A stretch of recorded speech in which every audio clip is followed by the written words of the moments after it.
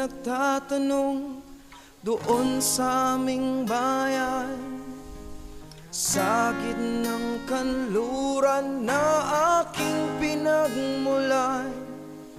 Sila'y nalilito, ba't daw ako nagkaganito? Kung ano ang dahilan, ako lang ang nakakaalam.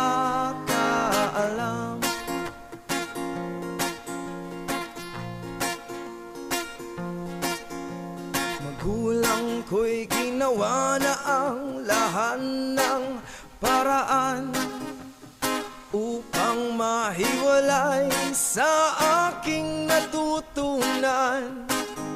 Subalit hiniwan ko ang binigay na karangyaan, at kung ano ang dahilan, ako lang ang